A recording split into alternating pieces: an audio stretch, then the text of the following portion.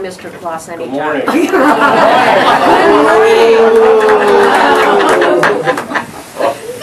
feel hurt. Yeah, I'm going to try this one more time. Good morning. Good morning. Now, even though she said she brought the cookies, I made them. Yeah, and the way this works is, you've got to stay with me here. I know it's early in the morning, but I want to go through some things and talk with you. And it's a pleasure to be here. You know, you all have your business, and I think it's important if I talk to you about what my business is, because we have the ability to interact and work together, and it's very important if we're going to be successful as a community. So Sybil asked me to come and talk, and she said I only had 2 hours, so I'm going to try and do this real quick so I can make sure I get everything in. And one of the things she wanted me to do was talk about all the things the police department's doing and all the things the police department's involved in, because a lot of times we don't hear about that and we don't understand some of the things that occur, why they occur. So I had a nice outline I was going to follow. And who watched the news last night? Yep. So last night I'm on the Lake County Community Development Commission, and we were involved in handing out grants and giving money out, and I got a phone call because we've been notified by Channel 5 that we were involved in a lawsuit. So let me start with this lawsuit, because what happened is this lawsuit was filed yesterday, and immediately after it was filed, the attorneys put out a press release and sent out partial DVD video of the night of this arrest. So, because I don't know what the lawsuit says, I can't make any comments about it because I don't know what I'm responding to. But the thing that I will say is we get a lot of lawsuits.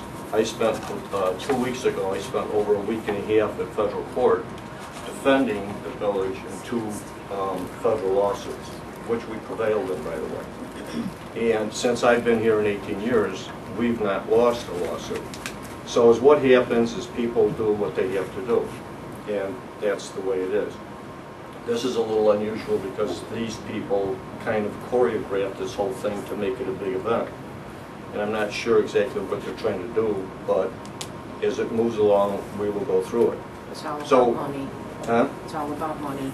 Yeah, but I mean that's our system and that's the way we're set up, so we'll go with it. But I want to use that to transition into why I think we'll prevail.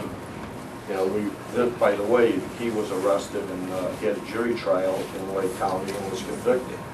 And after he served his 100 hours of community service, filed this lawsuit. So, you know, that's over here.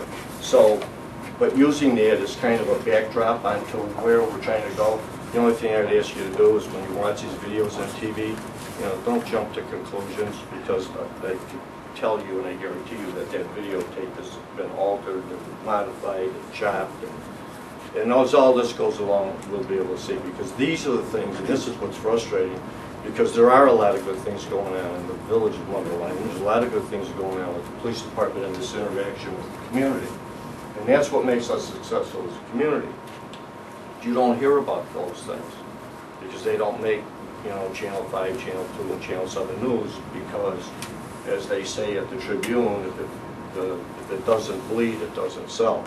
So, with all that being said, let me tell you why I think we'll prevail. Because the first thing is that I'm kind of proud of this. And by the way, I've been a police chief here for 18 years. I came from Elk Grove Village, where I was for 24 years prior to coming here. Now, I know I don't look like I'm that old because I started when I was 7. So, although I have this background, there's a lot of things that happened in Mundelein since we started going down the path of, and we use this term of community policing. But the foundation that we built off of and the things that are in place for the police department is we're an accredited department. And what does that mean? We are certified through the Commission on Accreditation for Law Enforcement Agencies, which is an international certification process. And it's a voluntary process. And what we do is we have to comply with a minimum of 444 standards that we have to be in compliance with. Now, that doesn't mean that we just write a paper and send it in and say we're certified, is what happens is we have to go through and establish rules, regulations, policies, and procedures that become the foundation of how we operate in the police department. So with these certifications in place, with these policies in place, we have to then prove that we're doing everything that we say we're doing. So if we say we're evaluating people on a monthly, quarterly, or yearly basis, there has to be documentation, that there's a file that shows that all of those evaluations were done when they were supposed to be done. If we say that the squad car designs are going to have 911 on it so that people know how to get a hold of us, it has to be there, you have to prove it. So we have to maintain files that go all the way through and maintain and show what we do. Then every 3 years they send assessors out. So they come from all over the country. Nobody knows where they come from, but they have nothing to do with us. And they spend a week here, and they go through all of our files to make sure that we're doing what we said we were going to do. Then they get in the squad cars and they ride with all the officers, and then they talk to them about what all these rules, regulations, policies, and procedures are. And they have to be able to respond and advise these assessors what all these mean and how do they apply to them. And then we have to go to a public hearing wherever they establish that it's going to be. It moves all over the country, and then make a presentation to them and address what, if there were any file maintenance issues or if there were any things that we didn't maintain. And then we get recertified, reaccredited. So we've been reaccredited for 4 times. The first time we were accredited was in 2000. And this is a major undertaking. Now, you have to look at this from the perspective of the police department is an accredited department. So what does that mean? In Lake County, we're one of 4, and we were the second to be accredited. So out of 48 law enforcement agencies in the county of Lake, there's only 4. In the state of Illinois, I think there's something like 89. So there's 3,000 something police departments or police agencies in the state of Illinois, and only 89 are accredited. So that kind of gives you a perspective of what it means to be accredited in law enforcement. My perspective on that is if you look at accreditation, how many people have gone to the hospital or had to take a family member to the hospital? Would you go to a hospital or take a family member to a hospital that you knew had not gone through the accreditation process for hospital? Never. Right. So, college, schools, there you go. Would you send your kid, or would you go to a college that's not gone through an accreditation process? No. It's established, that's following what they're supposed to be doing? So my philosophy is we wouldn't go to a hospital, we wouldn't spend money and go to a college, so why would the community expect anything less of the police department? So that's the foundation. Now what's significant about that? We belong to an insurance group, self-insured, but it's IRMA, is Illinois Risk Management, whatever it stands for. They pay, because they've done studies that show that police departments that are accredited have, and I take issue with what I'm going to say right now, have fewer lawsuits and fewer court-involved things, because society is changing so much right now. And people are suing, you know, we get suits like crazy, and you start to see how physical people are starting to become, just as you've seen in Chicago. 6 police officers have been killed in the city of Chicago this year so far. And I say so far because it's getting worse there, way worse than we're going through. So things are changing. So the other part of this is IRMA pays. They've done studies that show that there's a reduction in insurance claims, court, and even judges recognize what this accreditation is. It gives a lot of credibility to what we do and how we operate. So what's significant about that, again, to me, is we have outside eyes then that come in and look at how we do business. And that's very significant to me, how we do business. And it should be significant to all of you as well. Because I'm very concerned about how we do business. I'm very concerned about how we interact with the community. One of the other things that we just finished, and I'm going to try to expand out a little bit here, we were picked as a pilot site. Us, as a small department, Beaverton, Oregon is the middle department, and Charlotte, Mecklenburg, North Carolina is the large department. As pilot sites to the Office of Victim of Crime and the International Association of Chiefs of Police to put together a victims enhanced police response to victims. How, in other words, how does the police department respond to victims, and what are we doing to enhance that relationship with victims of crime? Because when you stop to think about it, just like you, when you evaluate your business, your customer base, how do you interact with them if you're going to be successful? The difference between me and your business is we kind of have a monopoly, because if you need the police, you can only call one place. And that's kind of what has made us, in a lot of ways, ineffective. Because we've not, as you folks have to do, go through a competition to be able to keep a customer base. So keeping that in mind, that's one of the reasons why we agreed to participate in the pilot site. We started this four years ago. So some of the things that started to happen is we put surveys out, pre and post-test surveys to crime victims in the village of Mundelein, and started asking them questions about what their interaction was with the police department, what did you think, blah, blah, blah, blah. And 2 questions we kept getting responses to. And it was almost as devastating to hear these responses that we got back on these surveys as it was watching the news last night. Because the one response that we got that was pretty commonplace was, we didn't want to bother you. But the second one was, it just really was disturbing.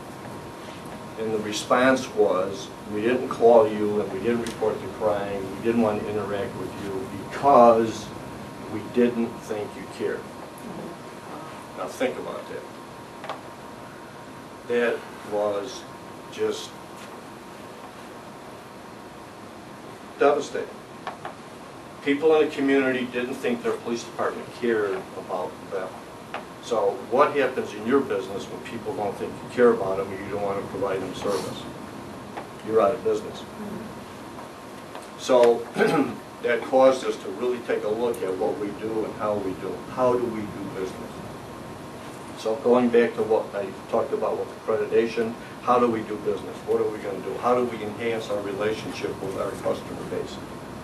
Because when you stop and think about it, 99.9% of our customer base is victims. So if you don't have any victims, you have no need for a police department. So law enforcement, hello, we need to wake up, we need to look at this. So without going through all of the details of this, I've been going across the country talking about this. Last year at our conference in San Diego, they rolled out a toolbox that we helped author.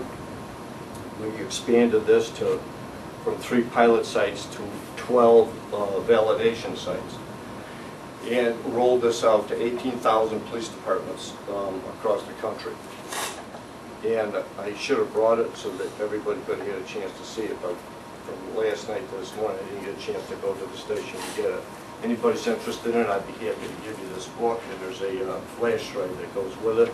And it has a toolbox for police departments that they can look at everything we've done for the last 4 years. Every single memo that was written, every single survey that we sent out, every document is in this toolbox.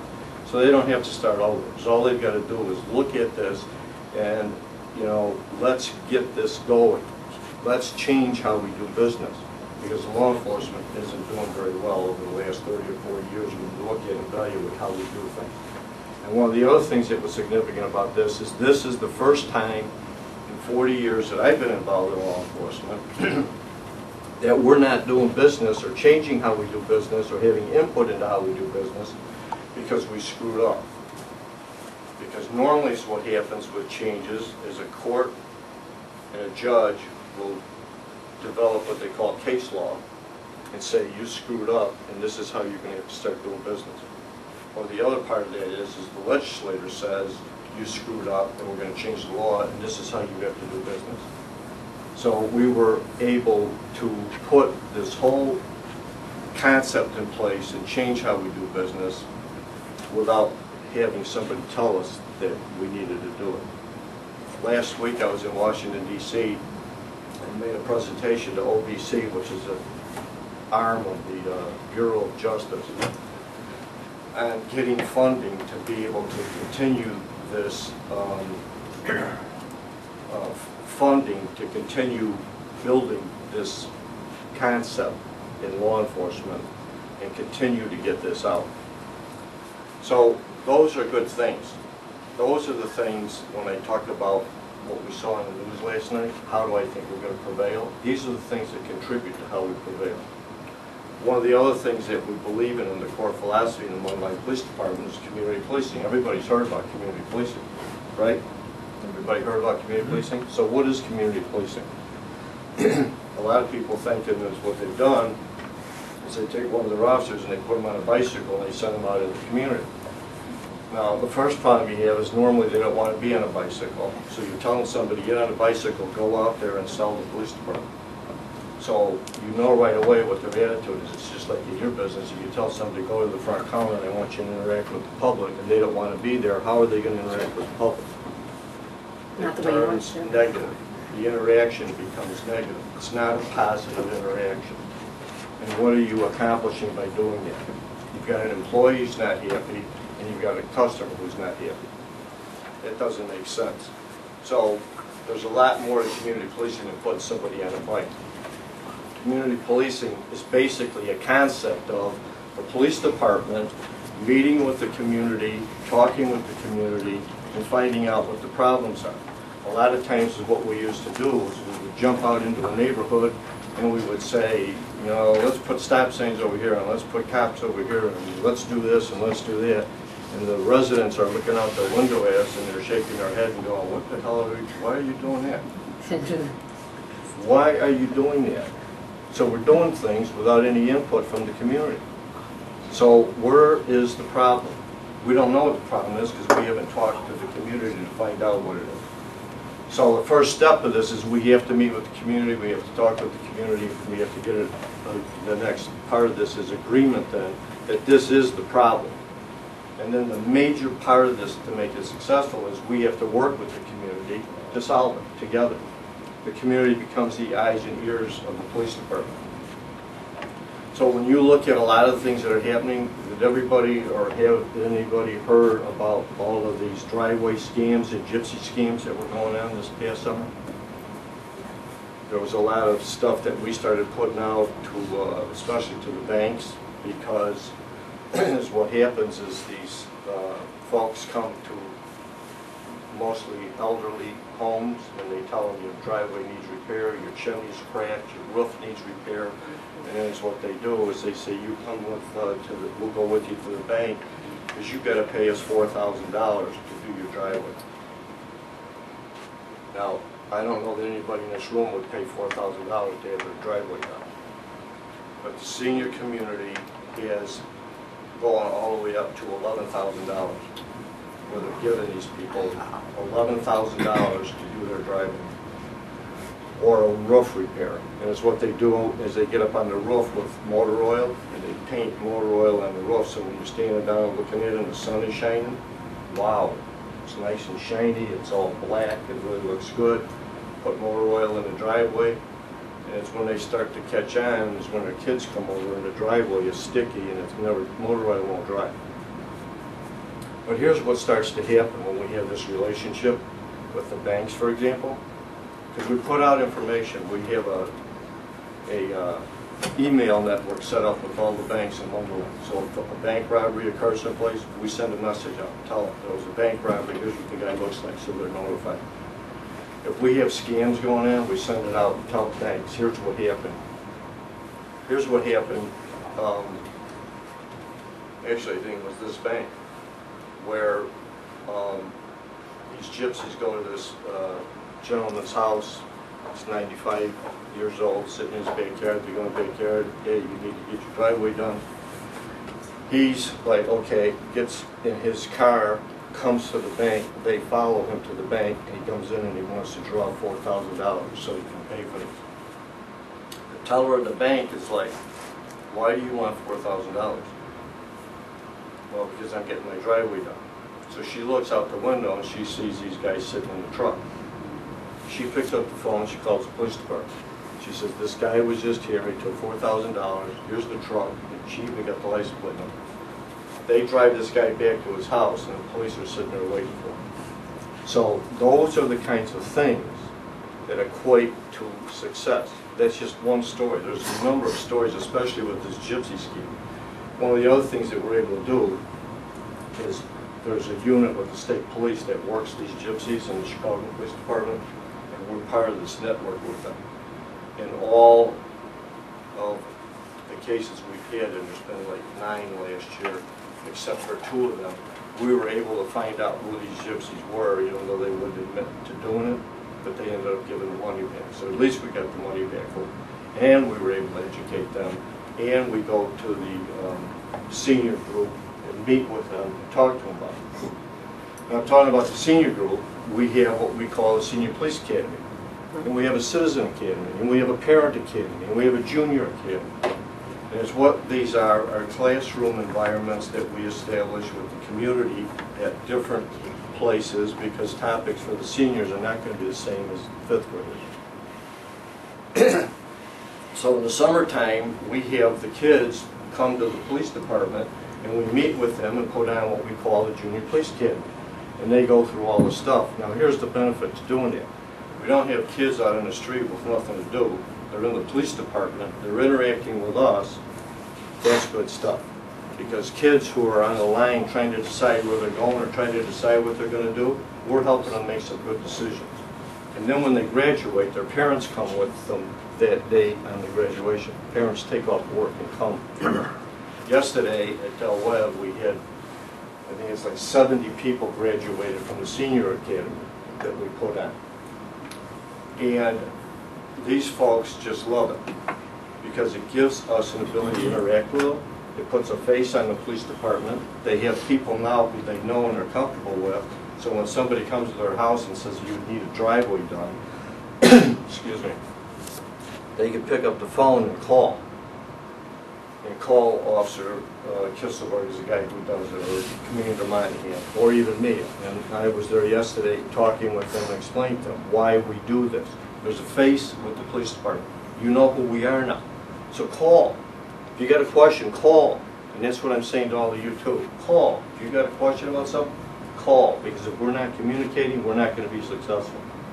So what happens now is we educate the senior community about these scams, and you hear a lot of stuff on the news about what happens with seniors, even from family members who are ripping them off, or caretakers who are ripping them off and taking all their money. And you know, these are becoming real problems.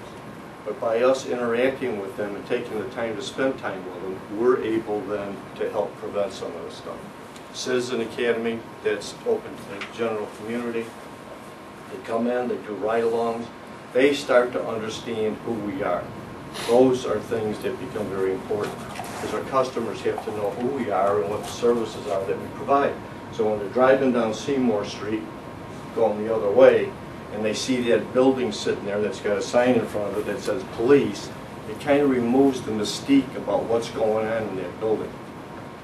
Because there is no mystique. And it's not like it is on TV, you know, when you look at CSI and they can pull the stuff out of their ear. And actually CSI is one of the worst things that's ever happened to law enforcement. Because people have this expectation now about what's happening on CSI. Well, they do this on CSI, how come you can't? So, you know, trying to get through some of those things are what creates some of the issues. So, the other things is, I was just going to mention quickly, and I said I was in Washington. Now that brings recognition to the Mundelein community. When we were the pilot site, that brought recognition to the Mundelein community because it puts us in a non-traditional position of law enforcement. We're not just putting guys in squad cars and telling them drive around, and when we call you, you know, I mean, think about how rude person is. Go to college, get a degree, and then we'll think about hiring you. And then when we hire you with your degree and all this education and the excitement you have about coming on, we send you to the academy. And then you come back and we tell you, okay, don't make any waves, don't cause any trouble, just get in the car, drive around, When we need you, we'll call you. So how excited do you think these folks are about staying on the job? They're not excited about it at all. So if we go and talk to the community policing concept, and we talk about the victims, where now the officers are put in a position where they have to talk with people, they have to help identify problems, and they have to help solve problems, now they're excited. So job satisfaction starts to come into play. Now the employees are feeling better about what they're doing, because they're not, you can train a monkey to drive around for 8 hours and do nothing. And they don't want to be monkeys. They want to be police officers. They want to make contributions. They want to make the community a better place. And the other part of this then, this becomes a crime reduction strategy. Because if we're able to talk with victims of crime and explain to them why they shouldn't have done this, why they shouldn't do this, why they should do this, why you should call, why you should be on this email thing with us, they become educated, and now they're able to protect themselves. The other part of it is they also become the eyes and ears for the police department. So when they say something or see something, they pick up the phone and they call. So one of the other things that happened in October, we went to Orlando, Florida, and we received the Community Policing Award from the International Association of Chiefs of Police. Now to you that may not sound like a big deal. To me, that is monumental. Because when you look at how many law enforcement agencies there are in the country, and when I say international, that includes foreign countries too, and I don't remember how many, there's something like 15 foreign countries are part of this. For them to pick Mundelein, and they half the time can't even say Mundelein, they say Mundelein, Mundelein, or whatever. So it's significant, and I'll tell you why it's significant. Because when we stand up there, there were about 5,000 people at this banquet when we received this. And when they stand up there and they talk about Mundelein and what we accomplished and what we did to be able to get this award, it again becomes outside eyes looking at what we're doing. Outside eyes are looking at how we conduct business. Accreditation. People from the outside come and look at how we take care of business. We have, and as unfortunate as these lawsuits become, we have outside eyes come in and look at how we're doing business. So just like this lawsuit that we're involved in now, outside eyes, there's going to be 12 outside eyes looking at how we do business. And they're going to, as the folks did 2 weeks ago, make a determination that we're doing business the right way. So, I don't know if I'm, I think I went more than 5 minutes, didn't I? You're fine. There's just so much, to talk about. One of the last things I wanted to say to you, though, is a lot of times folks are looking to the police department because one of the things I believe in is that we are the thread that runs through every organization, every group in the community.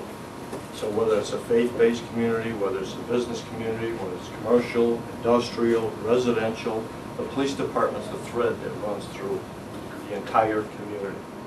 And that's why it's so important to me that we have a relationship, that we are in a positive place with the community so that we can interact and make a difference.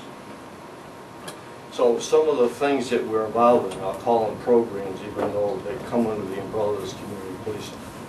And I'll start with, because a lot of times folks are asking, what can we do, what can we do, what can we do? And that's good stuff, because we want to be doing things together.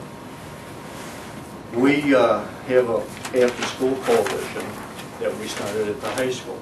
And the after-school coalition starts out with all of the middle schools, District 76, 75, 79, and Santa Maria and St. Mary. And they come to the police department once a month along with the high school, District 120. So 6th grade, 7th grade, 8th grade all have 2 representatives from each one of those groups, from each one of those schools.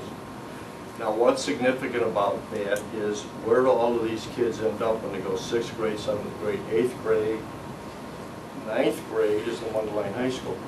So if they're meeting and doing things down here through each of those grade levels, when they end up in the high school, they already know each other. There's already a relationship in place. there's already things that are happening that are positive because they're part of this after-school coalition. So they're having their Christmas party, they have their senior prom. Now their senior prom is where they have the senior community come to the high school and they put on a dinner for them, they serve them dinner, they have a dance. That's their version of the senior prom. It's actually for the senior community. So now we've made a connection with the police department, the senior community, and the high school after-school coalition community. So the way we fund that is we get funds from DUI arrests and seizures. We seize people's cars that are driving drunk, felony drunk convictions. That means they've had other convictions that have been in a fatality. And we seize their car and we sell it, and then we get to use that money for things like this. We've also set up with the court system so when traffic fines coming off of DUIs, that they have to take a part of that fine, and it's a minimum $500 fine up to $2,500 fine that gets split into the after-school coalition fund. So we have a monthly dance, and we have like 600 kids. Now that's a lot of kids. Show up and we rotate it from different schools. So this part of the community doesn't know what this part of the community is about, because sometimes those barriers become physical barriers, and the physical barriers prevent success from occurring. So one of the things that, if I was going to look at something that I thought was really exciting in my career, is the Mundelein After School Coalition received from the, I don't know if you've all heard of the Governor's Hometown Awards. Governor's Hometown Awards is a system that recognizes volunteerism throughout the state of Illinois. And the top prize is what they call the Governor's Cup. Last year, the Mundelein After School Coalition won the Governor's Cup. Now this is the first time in 28 years that Governor's Hometown Award system has been in place, that Mundelein has won the award. It's also the first time in 28 years that cup has come to Lake County. Now, I don't know why that wasn't on the front page of the newspaper. And I say this when I go to the school and I talk to these kids, because this is another thing that I find very frustrating. Because when we talk about all these gangs hanging out on the streets and we talk about all the idiots who cause all the problems, that's what you read about in the newspaper. But you don't read about the after-school coalition, you don't read about the Governor's Cup, you don't read about all the good kids that we have in the community that are making a difference. You don't read about them when they have the senior prom. You don't read about them when they are all sitting there helping, mentoring, and bringing the 6th, 7th, and 8th graders into the high school so they're going to be successful. And when they're running these dances once a month, and when they're going out and helping each other in the community and they're putting on a Christmas party, part of our holiday holiday help program, we call it. This Saturday we're doing Shop with a Cop at Target. Target gets us $2,000. Medline gives us $3,000. Community members donate and give us money. So we have 100 kids that we're going to take to Target at 7 o'clock on Saturday morning and let them make purchases of presents for themselves so they can have Christmas. The Church St. Andrews gives us Christmas trees each year. Ellie's gave us 75 turkeys, and Garden Fresh gave us 120 turkeys. So at Thanksgiving, the kids from the After School Coalition and the other kids in the community went with us, and we distributed all of these turkeys and all of these meals that Garden Fresh donated to all of these families who didn't have and weren't going to have Thanksgiving or Christmas.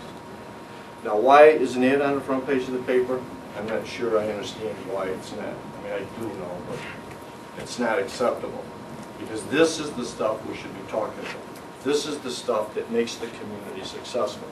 This is the stuff that I call good stuff. But we don't know about it because they don't want to publish it. They don't want to talk about it. We have DARE programs in the schools where a lot of the community donates and comes with us and does a lot of stuff with us.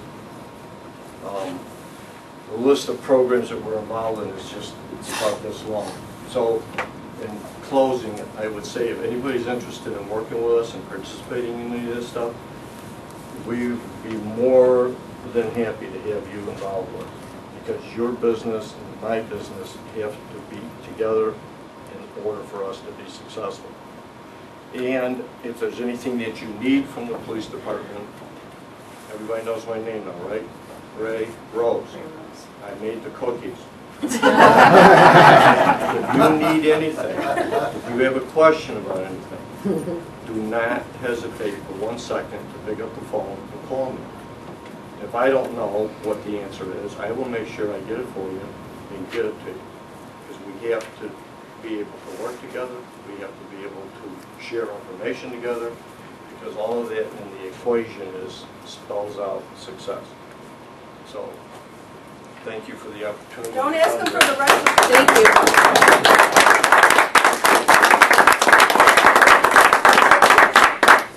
I said, don't ask for the rest of the... Oh, no, secret. Chief, can I ask a question? Chief Ray, for Mundelein Night Out, for many, many years, we were able to feed hundreds of people. In fact, I think the last year we fed 1,600 people. Right. Because of budget, the monies were cut down, and we weren't able to feed people this year. Is that something that the Mundelein Community Connection could help us do? Because that brings out a tremendous amount of people into the community. And I don't know how the funding and budget is for this year, but I've done that for many years, and I was like, wow, we're not going to feed the people, and we're not going to have all the people come out, and how can we help? You know, and I forgot to mention that, because that is actually one of our good ones. Let me digress just for a second. I promise it'll only take a And second. the fishing derby's good too.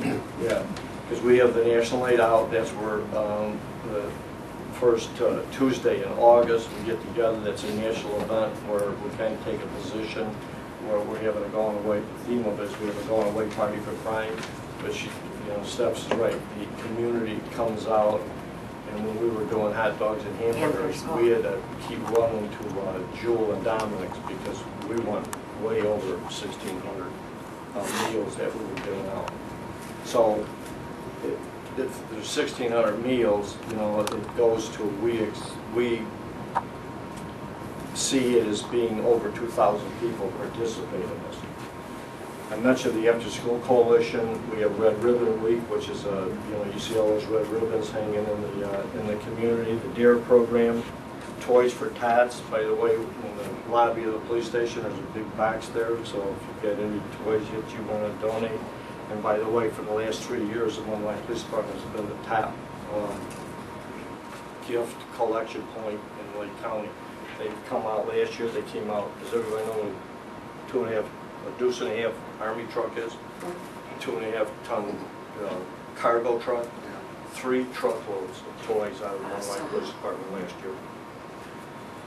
The Special Olympics and the golf outing that we sponsor for the Special Olympians, I mean, that's another thing. If you know, there's something for everybody here. You know, the fishing derby.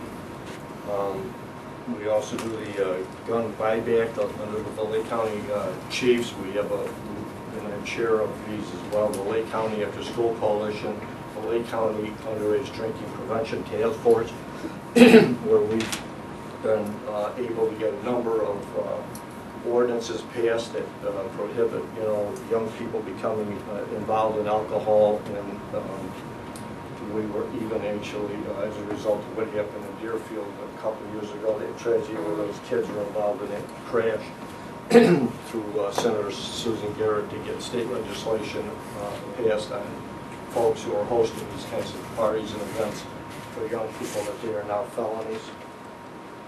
Shop with the Cop, Thanksgiving, turkey giveaway, the fishing derby. Now, again, is what's significant about that, and like I say, anything in there that, you know, catches your fancy that you want to participate in, we'd be glad to have you. But the same thing is, when we talk about the fishing derby, we go to a lake over in on the west side of town in Cambridge, Cambridge West, which is really on the east side of town, so I don't know why they call it Cambridge West on the east side of town. But we have the DNR comes out and they stock the lake 2 nights before the fishing derby for us. So they bring out 2 truckloads of fish. And so when the kids come out, we have over 200, 300 kids come out that morning and fish for 3 hours. Now, some of these kids love to fish, but they don't love to play basketball, or they don't love to play football. So it's what we're trying to do is look at getting kids involved with us in different kinds of situations and different kinds of programs that fit and finds things that they're interested in. Because whether they're fishing or whether they're playing basketball, they're not on a street corner. So that's what's significant about what we're trying to do here. So just like for the community, there's something for everybody, and if you're interested, there's something for all of you too, if you want to follow. So This has been very informative, but Chief Rowland, what's your biggest challenge and what would you like to see happen in 2011? well, the biggest challenge right now, then I'm sure it's affecting all of us, is the economy, because it's really starting to have a very serious impact. And sometimes it's hard for people to understand, but it's almost like a domino effect of what starts to happen. You know, our budget is one of many in the village that comes out of a big pot of money, you know, which is referred to as the general fund. So when you start, the main revenue source we have is through, you know, property taxes, sales taxes, and is what happens when I say a domino effect, is when you have people who lose their job is where it starts. Now they lose their home, and now that tax base is starting to fall away because they're not shopping, so the sales tax drops, they're not paying their taxes, the house is foreclosed on, it becomes a vacant property, and that even creates a whole other environment for us to operate under. Because one of the things we put in place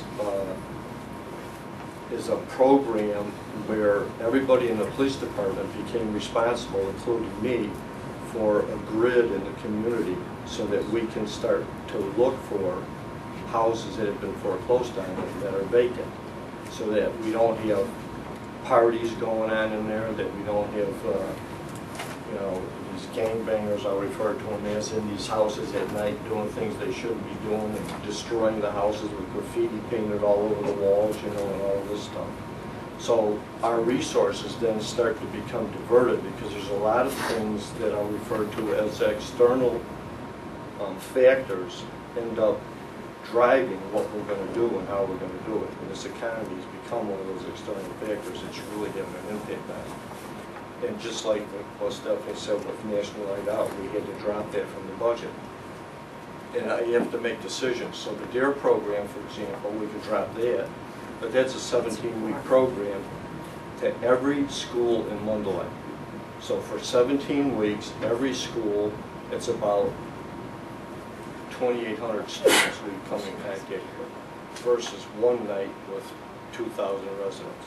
So to me, the DARE program is the one to keep. But what ended up happening is Target gave us, I think it was $2,500. So it wasn't enough for the food, but it was enough to at least get, you know, something in place that we could do that. And the economy, you know, and I'm sure it's affecting all of you too, it's not looking up. You know, this year is going to be worse because the public sector runs about a year behind what happens in the private sector. So, you know, even if people are talking, I know in June of last year the recession ended, so I heard. And all of this was supposed to be good. I haven't seen it yet. I don't know if any of you have seen it, but you know, it's getting worse. And you know, we laid off a lot of employees last year. We cut back on a lot of things, and one of the things that you know I really adamant about is we just can't cut back on services, and we can't just throw up our hands and use this as an excuse to stop moving on the path that we're on. Because when we look at crime rates, and that's a traditional measure, and to me there's a lot of other things beside crime rate, but for the sake of this discussion, the crime rates are dropping, they have been dropping. So that's a simple traditional measure of success, even though it's not the only one. And I don't know that it's the best one, but just for the sake of the conversation, I think that that is an indicator to me that even in these times when you expect that crime would be going up and these things would be happening, that we're not seeing it. So that's a good thing. So, gee, I don't know if you're getting why they call me Ramblin' Rose here. So Chief Rhodes, how many families or children did you say you were going to be taken to Target or shop? 100? yeah. Okay, we 100 have kids, not 100 families. Okay, 100 kids. we have some toys that we have received from a lot of generous contributors, sponsors for our Santa's Cottage, so we'll be happy to give you some. Oh, good. To give to the children. And also, I would like to thank you for a marvelous presentation. We're very fortunate to have you here today. Well, thank you. And you're always welcome to come. You know, we usually have our meetings the first Wednesday of every month, but we made the exception for you today. And so thank you, and anybody has more questions for Chief Rose, can we hold it for later, because I got a few announcements to make. Oh, okay. Okay, and one thing that is happening very soon, January 7th, we're going to have